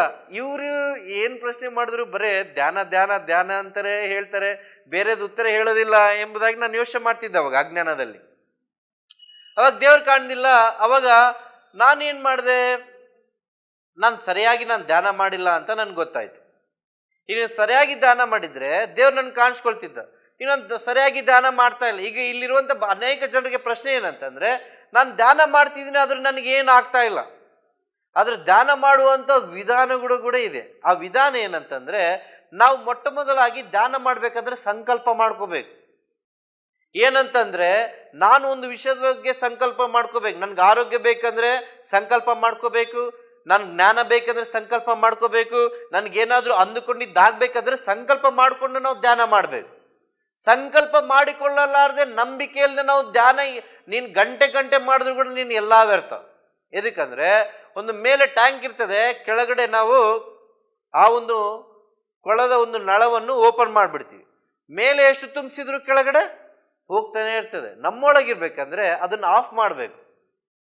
ಕೆಳಗಡೆ ಅಂತ ಸೋರುವಂತ ನಳವನ್ನು ಆಫ್ ಮಾಡಿದ್ರೆ ಏನಾಗ್ತದೆ, ತುಂಬ್ತದೆ. ಹಂಗೆ ನಮ್ಮಲ್ಲಿ ತುಂಬಬೇಕಂದ್ರೆ ಮೊಟ್ಟ ಮೊದಲಾಗಿ ಧ್ಯಾನದಲ್ಲಿ ಸಂಕಲ್ಪ ಮಾಡ್ಕೋಬೇಕು. ನಾನು ಮೊಟ್ಟ ಮೊದಲಾಗಿ ಸಂಕಲ್ಪ ಏನ್ ಮಾಡ್ಕೊಂಡೆ, ನಾನು ದೇವ್ರನ್ನ ನೋಡ್ಲೇಬೇಕು, ಈ ಸಂಕಲ್ಪ ನಾನು ಮಾಡ್ಕೊಂಡೆ. 41 ದಿನ ಧ್ಯಾನ ಮಂಡಳಿ ಆದ್ಮೇಲೆ ದೇವ್ರು ಕಾಣಿಸಿಲ್ಲ, ನಾನು ಸಂಕಲ್ಪ ಮಾಡ್ಕೊಂಡು ನಾನು ನಂಬಿದೆ ದೇವ್ರು ಖಂಡಿತವಾಗಿ ಇದ್ದಾರೆ, ನಾನು ಸ್ವರ ಕೇಳೀನಿ, ಆ ಬೆಳಕು ನೋಡಿನಿ, ಈಗ ನಾನು ದೇವ್ರು ನೋಡ್ಬೇಕು. ನಾನು ದೇವ್ರು ನೋಡ್ಬೇಕಂತ ಇನ್ನು ತಿರುಗ್ಲಾರ್ದಂಗೆ ಹೆಚ್ಚಾದ ಸಮಯ ನಾನು ಧ್ಯಾನದಲ್ಲಿ ಕುಂದಿರ್ಲಿಕ್ಕೆ ಶುರು ಮಾಡಿದೆ. ಅದಕ್ಕೆ ಮನುಷ್ಯನು ಸಂಕಲ್ಪ ಅನ್ನೋದು ಬಹಳ ಮುಖ್ಯ. ಈಗ ಪತ್ರಿಜುಗಳು ಅಷ್ಟು ಸಂಕಲ್ಪ ಮಾಡ್ಕೊಂಡಿದ್ದಕ್ಕಾಗಿ ಈ ಸಮಯದಲ್ಲಿ ಪ್ರಪಂಚ ವ್ಯಾಪ್ತಿಯಾಗಿ ಪ್ರತಿಯೊಬ್ಬರು ಧ್ಯಾನಿಗಳಾಗ್ತಾ ಇದ್ದಾರೆ. ಅವರಿಗೆ ಒಂದು ಜೋರಾದ ಚಪ್ಪಾಳೆ ನೋಡೋಣ. ಮೊಟ್ಟ ಮೊದಲಾಗಿ ಸಂಕಲ್ಪ, ಎರಡನೇದಾಗಿ ನಂಬಿಕೆ, ಮೂರನೇದಾಗಿ ನಾವೇನಾದರೂ ಒಂದು ಕೆಲಸ ಮಾಡ್ತೀವಿ ಅಂದ್ರೆ ಅದರಲ್ಲಿ ಶ್ರದ್ಧೆ, ಭಕ್ತಿ ಬಹಳ ಮುಖ್ಯ. ಈ ಮೂರು ವಿಷಯಗಳಿದ್ರೆ ಈ ಪ್ರಪಂಚ ನಾವು ಗೆಲ್ಬಹುದು. ಇದಕ್ಕೆ ಉದಾಹರಣೆ ಯಾರಂದ್ರೆ ನಾನೇ. ಅದ್ರ ಬಗ್ಗೆ ಹೇಳ್ತೀನಿ. ನಾನು ಇನ್ನು ಧ್ಯಾನಕ್ಕೆ ಕುಂತಿ ದೇವ್ರು ನೋಡ್ಬೇಕು ಅನ್ಕೊಂಡೆ, ಸಂಕಲ್ಪ ಮಾಡ್ಕೊಂಡೆ, ಇನ್ನ ಪರಮಾತ್ಮನ ದರ್ಶನ ನನಗಾಯ್ತು. ಮತ್ತೆ ದೇವ್ರು ಹೆಂಗಿದ್ದಾರೆ ಅಂತ ಹೇಳಿದಾಗ, ದೇವರು ಆತ್ಮಸ್ವರೂಪರಾಗಿದ್ದಾರೆ. ಹೆಂಗಿದ್ದಾರೆ ಅಂದ್ರೆ, ದೇವರು ಒಂದೇ ಒಂದು ಮಾತನ್ನು ಹೇಳುವ ಅರ್ಥ ಏನಂತಂದ್ರೆ, ಪ್ರತಿಯೊಬ್ಬರಲ್ಲೂ ಕೂಡ ಪರಮಾತ್ಮನು ಭಗವಂತ ಇದ್ದೇನೆ, ಪ್ರತಿಯೊಬ್ಬರಲ್ಲಿ ನನ್ನನ್ನು ಕಾಣು ಎಂಬುದಾಗಿ ಹೇಳುವ ಸತ್ಯದ ಆತ್ಮವಾಣಿಯೇ ಪರಮಾತ್ಮನ ವಾಣಿಯಾಗಿದೆ. ನಿಮ್ಮೆಲ್ಲರಲ್ಲಿ ಭಗವಂತನಿದ್ದಾನೆ ಎಂಬ ಸತ್ಯ ನನಗೆ ಅವಾಗ ಅರಿವಾಯ್ತು. ಅಷ್ಟುವರೆಗೆ ನಾನು ಅನ್ಕೊಂಡಿಲ್ಲ. ಇದು ಅಧೋಗತಿಯಿಂದ ಇನ್ನು ಮಧ್ಯಮವರೆಗೆ ಬಂದೆ, ಅಂದ್ರೆ ನಾನು ಸಾಧನೆ ಮಾಡಬೇಕು ಅಂತ ಈ ಧ್ಯಾನ ಮಾಡಿದೆ. ಪರಮಾತ್ಮ ನನಗೆ ದರ್ಶನವಾಯ್ತು. ಯಾವಾಗ ಪರಮಾತ್ಮ ನನಗೆ ಸಿಕ್ನೋ, ಪರಮಾತ್ಮನ ದರ್ಶನ, ಅವಾಗ ನನ್ಗೆ ಗೊತ್ತಾಯ್ತು, ಓ ನಾನು ಇಷ್ಟು ದಿನ ಮಾಡಿದ್ದೆಲ್ಲ ತಪ್ಪು, ವ್ಯರ್ಥ, ಇದರಿಂದ ನನಗೇನು ಲಾಭವಾಗಿಲ್ಲ. ಆದರೆ ಪರಮಾತ್ಮನ ದರ್ಶನ ನನ್ಗೆ ಗೊತ್ತಾಯ್ತು, ಇನ್ನು ದೇವರೇ ಸಿಗ್ಮೇಲೆ ಇನ್ನೇನು ಬೇಕು. ಇಷ್ಟು ದಿನ ನಾವು ಪ್ರಪಂಚದಲ್ಲಿ ಹೋಗ್ತಾ ಇದೀವಿ, ಅದು ಬೇಕು ಇದು ಬೇಕಂತ. ಆದರೆ ಪ್ರಪಂಚವನ್ನು ಉಂಟು ಮಾಡಿದ ಪರಮಾತ್ಮನ ಸೃಷ್ಟಿಕರ್ತನೆ ಸಿಕ್ಕಿದ ಮೇಲೆ ಇನ್ನು ನಮ್ಗನಿಸ್ತು, ನನಗಿನ್ನೇನು ಬೇಡ. ಅವಾಗ ಏನಾಯ್ತು ಅಂತಂದ್ರೆ, ನನ್ನ ಮನಸ್ಸು ಹೆಚ್ಚಾಗಿ ಧ್ಯಾನದ ಕಡೆ ಹೋಗ್ಲಿಕ್ಕೆ ನಾನು ಮನಸ್ಸು ಮಾಡಿದೆ. ಇನ್ನು ನನ್ನ ಆಲೋಚನೆಗಳೆಲ್ಲ ಧ್ಯಾನದಲ್ಲಿ. ಎದಕ್ಕಂದ್ರೆ ಪರಮಾತ್ಮ ಸಿಕ್ಕಿದ್ರೆ ಅಂದ್ರೆ ಇನ್ನೂ ಏನಾದ್ರೂ ಇದೆ ಇದರಲ್ಲಿ. ಅಂದ್ರೆ ಇವಾಗ ನಾವು ಈ ಭೂಮಿ ಮೇಲೆ ಯಾವ ರೀತಿಯಲ್ಲಿ ಒಂದು ಹೈದರಾಬಾದ್ಗೆ ಹೋಗ್ತೀವಿ, ಮತ್ತೆ ಅದೇ ರೀತಿಯಲ್ಲಿ ಬೆಂಗಳೂರಲ್ಲಿ, ಮತ್ತೆ ಯಾವ ಸಿಟೀಸ್ ಇರ್ತವೋ ಅದ್ರಲ್ಲಿ ಹೋಗ್ತೀವಿ ನಾವು. ಗೋವಾ ಹೋಗ್ತೀವಿ ಬೀಚ್ ನೋಡ್ಲಿಕ್ಕೆ, ಅಂದ್ರೆ ಅಲ್ಲಿ ಏನೇನು ಇರ್ತಾವ ಅವ್ನು ನೋಡ್ಲಿಕ್ಕೆ ನಾವು ಹೋಗ್ತೀವಿ. ಅದೇ ರೀತಿಯಲ್ಲಿ ಆತ್ಮದಲ್ಲಿ ಕೂಡ ಅನೇಕ ಅದ್ಭುತವಾದ ವಿಷಯಗಳಿವೆ, ಅನೇಕ ಅದ್ಭುತವಾದ ದರ್ಶನಗಳಿವೆ. ಇಲ್ಲಿ ಕುಂತಂತ ಪ್ರತಿಯೊಬ್ಬರು ಕೂಡ ಒಂದೊಂದು ಅದ್ಭುತವಾದ ದರ್ಶನಗಳಾಗಿವೆ, ಒಂದೊಂದು ಅದ್ಭುತವಾದ ಅನುಭವಗಳಾಗಿವೆ. ಅದಕ್ಕಾಗಿ ನಾವು ಇಲ್ಲಿ ಕುಂತಿದ್ದೀವಿ. ಅನುಭವವೇ ಜ್ಞಾನ. ಅನುಭವ ಇಲ್ಲದೆ ನಾವು ಇಷ್ಟೊತ್ತು ಕುಂದಿರ್ಲಿಕ್ಕೆ ಸಾಧ್ಯವಿಲ್ಲ, ಇಷ್ಟೊತ್ತು ಕೇಳಲಿಕ್ಕೆ ನಾವು ಕೂಡ ಸಾಧ್ಯವಿಲ್ಲ. ಅದಕ್ಕೆ ಈ ಅನುಭವ ನನಗಾದ್ಮೇಲೆ ಏನಿದೆ ಇದರಲ್ಲಿ ಅಂತ ನೋಡ್ಲಿಕ್ಕೆ ಪ್ರಾರಂಭ ಮಾಡಿದೆ. ಇನ್ನು ನೋಡ್ಲಿಕ್ಕೆ ಪ್ರಾರಂಭ ಮಾಡಿದಾಗ ಈ ಒಂದು ಆತ್ಮಲೋಕದಲ್ಲಿ ಅದ್ಭುತವಾದ ಪ್ರಪಂಚವಿದೆ. ಗುರುಗಳು ಕಣ್ಣು ತೆಗಿ ಅಂತ ಹೇಳಿದಾಗ ನನಗಿನ್ನು ನೋವು ಹಾಕುತ್ತಿದೆ. ಅಯ್ಯೋ, ಕಣ್ಣು ತೆಗಿಬೇಕಲ್ಲ, ಮತ್ತೆ ನೋಡ್ಬೇಕು ಈ ಪ್ರಪಂಚ. ಎಷ್ಟು ಕಣ್ಣು ಮುಚ್ಚಿಕೊಂಡು ಒಳಗಡೆ ಅಂತರಂಗದಲ್ಲಿ ಪ್ರಯಾಣ ಮಾಡ್ತೀವೋ ಅಷ್ಟು ಅದ್ಭುತವಾದ ಒಂದು ಆತ್ಮದ ಹೊಳೆಯಲ್ಲಿ ನಾವು ತೇಲಾಡ್ತಾ ಇರ್ತೀವಿ. ಎಷ್ಟು ಈ ಕಣ್ಣಿನಿಂದ ಈ ಪ್ರಪಂಚವನ್ನು ನೋಡ್ತೀವೋ ನಾವು ಅಷ್ಟು ನಮ್ಮ ಶಕ್ತಿ ಕ್ಷೀಣವಾಗ್ತದೆ. ಮತ್ತೆ ನಾವು ಅಜ್ಞಾನದಲ್ಲಿ ಇರ್ಲಿಕ್ಕೆ ಕಾರಣ ಏನಂತಂದ್ರೆ ಈ ಕಣ್ಣಿಗೆ ಕಾಣುವಂಥದ್ದನ್ನು ನಾವು ನಂಬುವುದು. ಕಣ್ಣಿಗೆ ಕಾಣುವಂಥದ್ದು ಸ್ವಲ್ಪ ಮಾತ್ರ, ಅದಕ್ಕೆ ಒಂದು ಸಮಯವಿದೆ. ಆದ್ರೆ ಕಣ್ಣಿಗೆ ಕಾಣಲಾರ್ದು ಶಾಶ್ವತ. ಏನೇನು ಕಣ್ಣಿಗೆ ಕಾಣ್ತದೆ? ಈ ದೇಹ ಕಣ್ಣಿಗೆ ಕಾಣ್ತದೆ, ಇದು ಸುಳ್ಳು. ದುಡ್ಡು ಕಣ್ಣಿಗೆ ಕಾಣ್ತದೆ, ಅದು ಸುಳ್ಳು. ಈ ಪ್ರಪಂಚದಲ್ಲಿ ಕೆಲವೊಮ್ಮೆ ಖುಷಿ ಸಿಗ್ತದೆ, ಅದು ಕೂಡ ಸುಳ್ಳು. ಕಣ್ಣಿಗೆ ಕಾಣಲಾರ್ದು ಏನ್ ಸತ್ಯ ಅಂದ್ರೆ ನಮ್ಮ ಉಸಿರು ನಮ್ಮ ಕಣ್ಣಿಗೆ ಕಾಣೋದಿಲ್ಲ, ಆದ್ರೂ ಉಸಿರಿಲ್ಲದೆ ನಾವು ಬದುಕಲಿಕ್ಕೆ ಸಾಧ್ಯವಿಲ್ಲ. ಆತ್ಮ ಕಣ್ಣಿಗೆ ಕಾಣಲ್ಲ, ಆತ್ಮ ಇಲ್ಲದೆ ನಾವು ಬದುಕಲಿಕ್ಕೆ ಸಾಧ್ಯ ಇಲ್ಲ. ಭಗವಂತ ಕಣ್ಣಿಗೆ ಕಾಣಲ್ಲ, ಆದ್ರೆ ಭಗವಂತನಿಲ್ಲದಂಗೆ ಈ ಪ್ರಪಂಚದಲ್ಲಿ ಒಂದು ಹುಲ್ಲು ಕಡ್ಡಿ ಕೂಡ ಅಳಗಾಡಲ್ಲ, ಯಾವ ಜೀವಿ ಕೂಡ ಬದುಕಲಿಕ್ಕೆ ಸಾಧ್ಯವಿಲ್ಲ. ಅದಕ್ಕಾಗಿ ನಾವು ಕಣ್ಣಿಗೆ ಕಾಣುವಂಥದ್ದನ್ನು ನಂಬ್ತೇವೆ, ಆದರೆ ಕಣ್ಣಿಗೆ ಕಾಣಲಾರ್ದು ಶಾಶ್ವತ. ಈ ರೀತಿಯಲ್ಲಿ ನಾನು ಹೆಚ್ಚಾಗಿ ಕಣ್ಣು ಮುಚ್ಚಲಿಕ್ಕೆ ಪ್ರಾರಂಭ ಮಾಡಿದೆ. ಇನ್ನ ಅಜಯ್ ಅವಾಗ ಎಲ್ಲಿದ್ದ ಅಂದ್ರೆ, ಅಜಯ್ ಅವಾಗ ರೋಡಿಸಮ್ ಮಾಡ್ಕೊಂತ ಎಲ್ಲರ ಜೊತೆ ಜೀವಿಸ್ತಾ ಇದ್ದ. ಅಂದ್ರೆ 10 ಜನ ಹುಡುಗರನ್ನ ಹಾಕೊಂಡು ಅದು ಇದು ಮಾತಾಡ್ಕೊಂತ, ಗುಟ್ಕ ಹಾಕೊಂಡು, ಸಿಗರೇಟ್ ಹೊಡ್ಕೊಂತ, ಹಂಗ್ ಮಾಡ್ಬೇಕು ಹಿಂಗ್ ಮಾಡ್ಬೇಕು ಅಂತ ವ್ಯರ್ಥವಾದ ಆಲೋಚನೆಗಳಲ್ಲಿ ಜೀವಿಸ್ತಾ ಇದ್ದೆ. ಈಗ ಅಜಯ್ ಅಲ್ಲೇದೇನೆಂದ್ರೆ ಅಜಯ್ ಧ್ಯಾನ ಕೇಂದ್ರದಲ್ಲಿ ಕುಂತಿದ್ದಾನೆ ಎಂಬುದಾಗಿ ಹೇಳ್ತಾ ಇದ್ರು.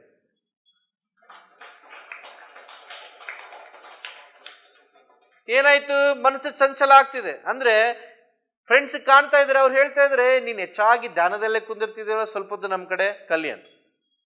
ಒಳಗಡೆ ಆತ್ಮವಾಣಿ ಕೇಳಿಸಿದೆ, ನೀನು ಹೊರಗಡೆ ಕುಂತು ನಿನಗೇನು ಲಾಭ ಬಂತು?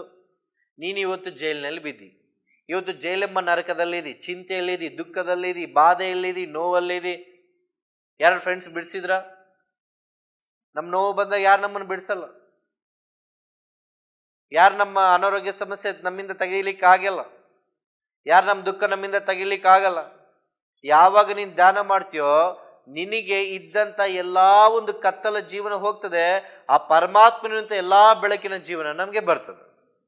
ಈ ರೀತಿಯಲ್ಲಿ ನಾನೇನ್ ಮಾಡಿದೆ, ಅವ್ರು ಹೇಳ್ತಿರುವಾಗ ಆತ್ಮವಾಣಿ ಕೇಳಿದಾಗ ನಾನು ಇಷ್ಟು ದಿನ ಸಮಯವನ್ನು ವ್ಯರ್ಥ ಮಾಡದೆ ನನ್ನ ಸಮಯವನ್ನು ನಾನು ಉಪಯೋಗ ಮಾಡ್ಕೊತೀನಿ. ಎಲ್ಲಿ ಸಮಯವನ್ನು ಉಪಯೋಗ ಮಾಡ್ಕೋಬೇಕು? ಎಲ್ಲಿ ನಮ್ಮ ಬಾಳು ಬಂಗಾರವಾಗ್ತದೋ ಅಲ್ಲಿ ಸಮಯವನ್ನು ಉಪಯೋಗ ಮಾಡ್ಕೋಬೇಕು. ಮತ್ತೆ ಎಲ್ಲಿ ಬಾಳು ಬಂಗಾರವಾಗ್ತದೆ? ಈಗ ಈ ಪ್ರಪಂಚದಲ್ಲಿ ನಾವೆಲ್ಲ ಅನ್ಕೋತೀವಿ, ನಮ್ಗೆ ಯಾರು ವಿಶೇಷವಾದಂಥ ವ್ಯಕ್ತಿಗಳಿರ್ತಾರೋ ಅವ್ರಿಗೆ ನಾವು ಸಮಯವನ್ನು ಕೊಡ್ತೀವಿ. ಹೌದಾ? ನಮ್ಗೆ ಆಫೀಸ್ಗೆ ಒಂದು ಸಮಯ, ನಮ್ಮ ಆಫೀಸಲ್ಲಿರುವಂಥ ಒಂದು ಬಾಸ್ಗೆ ಒಂದು ಸಮಯ, ನಮ್ಗೆ ಕೆಲ್ಸಕ್ಕೆ ಒಂದು ಸಮಯ, ಅಂದ್ರೆ ಬಹಳ ಉನ್ನತವಾದ ಒಂದು ಸಮಯ ಇರ್ತದೆ. ಒಂದು ಸಮಯ ಅದ್ರಲ್ಲಿ ನಾವು ಮೊಬೈಲ್ ಕೂಡ ಸ್ವಿಚ್ ಆಫ್ ಮಾಡಿಬಿಡ್ತೀವಿ. ಎದಕ್ಕಂದ್ರೆ ಅದು ಬಹಳ ಇಂಪಾರ್ಟೆಂಟ್ ಮೀಟಿಂಗ್ ಅಂತ. ಅದೇನೋ ದುಡ್ಡು ಬರೋ ಮೀಟಿಂಗ್ ಇರ್ಬೋದು, ಏನೋ ಒಂದು ಇರ್ಬೋದು, ಅದು ನಮ್ಮ ಜೀವನದಲ್ಲಿ ಬಹಳ ವಿಶೇಷವಾದಂಥ ಸಮಯ ಇರ್ತದೆ. ಆದ್ರೆ ನನ್ನ ಒಂದು ಧ್ಯಾನದ ಅನುಭವದಲ್ಲಿ ಬಹಳ ಅದ್ಭುತವಾದ ಸಮಯ ಈ ಪ್ರಪಂಚದಲ್ಲಿ ಯಾವ್ದಾದ್ರು ಇದೆ ಅಂದ್ರೆ ಅದು ಒಂದೇ ಸಮಯ, ಅದು ಪರಮಾತ್ಮನ ಸಹವಾಸದಲ್ಲಿ ಮಾಡುವಂತ ಅದ್ಭುತವಾದ ಧ್ಯಾನ ಸಮಯ. ಇದಕ್ಕಿಂತ ಉನ್ನತವಾದ ಸಮಯ ಯಾವುದೂ ಇಲ್ಲ. ನಾವು ಮನುಷ್ಯರ ಬೆಲೆ ಕೊಡ್ತಿದ್ವಿ, ಆದ್ರೆ ಪರಮಾತ್ಮನು ಕೊಟ್ಟಂತ ಅದ್ಭುತವಾದ ಒಂದು ಸಮಯಕ್ಕೆ ನಾವು ಬೆಲೆ ಕೊಡ್ತಾ ಇಲ್ಲ. ಈ ಸಮಯ ಯಾರು ಕೊಟ್ಟಿದ್ದು? ಭಗವಂತ ಕೊಟ್ಟಿದ್ದು. ಅದಕ್ಕಾಗಿ ನಾವೆಲ್ಲರೂ ಹೇಳ್ತೀವಿ, ಈಗ ನನ್ನ ಟೈಮ್ ಕೆಟ್ಟೋಗಿದೆ, ನನ್ನ ಟೈಮ್ ಚೆನ್ನಾಗಾದ್ಮೇಲೆ ನಾನು ನಿನ್ನ ನೋಡ್ಕೊಂತೀನಿ. ಮತ್ತೆ ನಮ್ಮ ಟೈಮ್ ಸುಮಾರು ಇದೆ ಅಂದ್ರೆ ನಮ್ಗೆ ಚಿಂತೆ ಬರ್ತದೆ, ದುಃಖ ಬರ್ತದೆ, ಅವಾಗ ಅನಿಸ್ತದೆ ನಮ್ಮ ಟೈಮ್ ಏನೂ ಚೆನ್ನಾಗಿಲ್ಲ. ನಾವೆಲ್ಲರೂ ಭಾವಿಸ್ತೀವ. ಆದ್ರೆ ನನ್ನ ಧ್ಯಾನದಲ್ಲಿ ಕೂತಾಗ ಏನಾಯ್ತಂದ್ರೆ ನಾನು ಯೋಚನೆ ಬಂತು ನನಗೆ, ಈ ಸಮಯವನ್ನು ಯಾರು ಉಂಟು ಮಾಡಿದ್ರು ಅಂತ. ಈ ಸಮಯವನ್ನು ಯಾರು ಉಂಟು ಮಾಡಿದ್ರು ಅಂದ್ರೆ ಭಗವಂತನೇ ಸಮಯ ಉಂಟು ಮಾಡಿದ್ರು. ಮತ್ತೆ ಈ ಸಮಯ ಯಾರಿಗೆ ಕೊಡ್ಬೇಕು? ನಾವು ಭಗವಂತನಿಗೆ ಸಮಯ ಕೊಡ್ಬೇಕು. ಆದ್ರೆ ಈ ಪ್ರಪಂಚ ವ್ಯಾಮೋಹದಲ್ಲಿ ನಾವು ಬ್ಯುಸಿ ಆಗ್ಬಿಟ್ಟಿವಿ. ಧ್ಯಾನ ಮಾಡಂದ್ರೆ ನಮ್ಗೆ ಟೈಮ್ ಇಲ್ಲ. ನಾನು ಬಂದಾಗ ಬಹಳ ಸ್ವಲ್ಪ ಜನ ಇದ್ರು, ನಾನು ಆತ್ಮಶಕ್ತಿ ಬಿಡುಗಡೆ ಮಾಡ್ತೀನಿ ಧ್ಯಾನದಲ್ಲಿ. ಪರಮಾತ್ಮನೇ ಇವತ್ತು ಬಹಳ ಜನ ಈ ಒಂದು ಸತ್ಸಂಗವನ್ನು, ಈ ಒಂದು ಜ್ಞಾನವನ್ನು ಅವರು ಸ್ವೀಕಾರ ಮಾಡ್ಕೋಬೇಕು. ಹೆಚ್ಚಾದ ಆತ್ಮಗಳನ್ನು ಕಳ್ಸಪ್ಪ ಅಂದ್ರೆ ಕಣ್ಣು ತೆಗ್ದು ಕಣ್ಣು ಮುಚ್ಚಿ ಕಣ್ಣು ತೆಗೆರೋಷಲ್ಲಿ ನೀವೆಲ್ಲ ಭಗವಂತನನ್ನು ಕಾಣಿಸ್ಕೊಂಡ್ರಿ, ಬಹಳ ಆನಂದವಾಯ್ತು ನನಗೆ. ಯಾಕೆ ಅಂದ್ರೆ ಬಹಳ ಬೆಲೆ ಉಳ್ಳ ಸಮಯ ಯಾವ್ದಾದ್ರು ನಮ್ಮ ಜೀವನದಲ್ಲಿದೆ ಅಂದ್ರೆ ಅದು ನೀನು ಯಾರು ಎಂಬ ಸತ್ಯದ ಅರಿವು ನೀನು ತಿಳ್ಕೊಳ್ಳುವಂತ ಸಮಯ, ನಿನ್ ಜ್ಞಾನ ಸಂಪಾದಕ ಮಾಡಿಕೊಳ್ಳುವಂತ ಸಮಯ. ಮತ್ತೆ ಈ ಜ್ಞಾನ ಏನು, ಈ ಪ್ರಪಂಚದಲ್ಲಿ ನಾವು ಓದೋದು ಅದು ನಮ್ಮ ಜ್ಞಾನ, ನಾವು ಬದುಕಲಿಕ್ಕೆ. ಆದ್ರೆ ಈ ಜ್ಞಾನ ಏನಂದ್ರೆ ಇದು ಆತ್ಮಜ್ಞಾನ, ಇದು ಇನ್ನೊಬ್ರು ಬದುಕಿಸ್ಲಿಕ್ಕೆ. ಹಿಂದೆ ನಾನು ಯಾವಾಗಲೂ ಕೂಡ ಕತ್ತಿ ಇಟ್ಕೊಂಡು ತಿರುಗ್ತಾ ಇದ್ದೆ, ಕೊಲೆ ಮಾಡಿದೆ. ಧ್ಯಾನದಲ್ಲಿ ಬಂದಾಗ ಪರಮಸತ್ಯ ನನ್ಗೆ ಗೊತ್ತಾಯ್ತು, ಸಾಯಿಸೋದು ಸುಲಭ, ಬದುಕಿಸೋದು ಬಹಳ ಕಷ್ಟ. ಅದ್ಭುತವಾದ ಬದುಕಿಸುವ ಮಾರ್ಗವೇ ಪರಮಾತ್ಮನ ಮಾರ್ಗ, ಧ್ಯಾನ ಮಾರ್ಗ ಎಂಬುದಾಗಿ. ಈ ಪರಮಾತ್ಮನ ಮಾರ್ಗ ಎಂತದಂದ್ರೆ ಬದುಕಿಸುವಂಥದ್ದು. ಇದರಲ್ಲಿ ಅದ್ಭುತವಾದ ಒಂದು ಜೀವ ಇದೆ. ಈ ಜೀವವನ್ನು ನಾವು ಪಡ್ಕೋಬೇಕಂದ್ರೆ ನಾವು ಧ್ಯಾನ ಮಾಡ್ಬೇಕು. ಇದು ನಾನು ಹೇಳೋದ್ರಿಂದ ನಿಮ್ಗೆ ಆತ್ಮದಿಂದ ನೀವು ತಿಳ್ಕೊಂಡಾಗ ಇದು ನಿಮ್ಗೆ ಅರಿವಾಗ್ತದೆ. ಹೇಗೆ ಅಂದ್ರೆ ನಾವು ಸ್ನಾನ ಮಾಡದೆ ದೇಹ ಶುದ್ಧಿ ಆಗಲ್ಲ, ಅದೇ ರೀತಿಯಲ್ಲಿ ಧ್ಯಾನ ಮಾಡದೆ ಆತ್ಮ ರುಚಿ ಗೊತ್ತಾಗಲ್ಲ. ಆತ್ಮ ರುಚಿ ಗೊತ್ತಾಗ್ಬೇಕಂದ್ರೆ ನೀನು ಧ್ಯಾನ ಸಾಧನೆ ಮಾಡಬೇಕು. ನನಗೆ ರುಚಿ ಗೊತ್ತಾಗ್ಬಿಡ್ತು, ಪರಮಾತ್ಮನ ರುಚಿ, ಆತ್ಮ ರುಚಿ. ಈ ರುಚಿ ಸಿಕ್ಮೇಲೆ ನನ್ಗೆ ಗೊತ್ತಾಯ್ತು ಈ ಪ್ರಪಂಚದ ಎಲ್ಲಾ ರುಚಿ ವ್ಯರ್ಥ, ಸುಳ್ಳು. ಸುಳ್ಳಿನ ಮಾಯದಲ್ಲಿ ನಾನು ಜೀವಿಸಿದೆ, ಅದೋ ಗತಿಯಲ್ಲಿ ಮಧ್ಯಮದಲ್ಲಿ. ಆಮೇಲೆ ಏನಾಯ್ತು, ಧ್ಯಾನ ಮಾಡ್ತಾ ಹೋದೆ, ನನ್ನಲ್ಲಿ ಮತ್ತೆ ಚಂಚಲ ಮನಸ್ಸು ಬರ್ಲಿಕ್ಕೆ ಶುರು ಮಾಡ್ತು. ನಾವು ಡೀಪ್ ಆಗಿ ಬಹಳ ಅದ್ಭುತವಾದ ಧ್ಯಾನ ಮಾಡ್ತಿರ್ಬೇಕಾದ್ರೆ ನಮ್ಗೇನೋ ಒಂದು ಅಡ್ಡಿ ಆಟಂಕ ಬರ್ತದೆ. ನಮ್ಗೆ ಅನಿಸ್ತದೆ, ನೀವೆಲ್ಲರೂ ಒಂದು ಮಾತು ಹೇಳಿರ್ತೀರಿ, ನಾನು ಹಿಂದೆಲ್ಲ ಧ್ಯಾನ ಮಾಡಿದೆ, ಆದ್ರೆ ಏನೋ ಒಂದು ಸಮಸ್ಯೆ ಬಂತು, ಅವಾಗೆ ನಾನು ಧ್ಯಾನ ಬಿಟ್ಟೆ. PMC ಕನ್ನಡ ಚಾನೆಲ್ ಅನ್ನು ಲೈಕ್ ಮಾಡಿ, ಶೇರ್ ಮಾಡಿ, ಸಬ್ಸ್ಕ್ರೈಬ್ ಮಾಡಿ ಮತ್ತು ಮಾಡಿಸಿ. ಎಲ್ಲರಿಗೂ ಧನ್ಯವಾದಗಳು.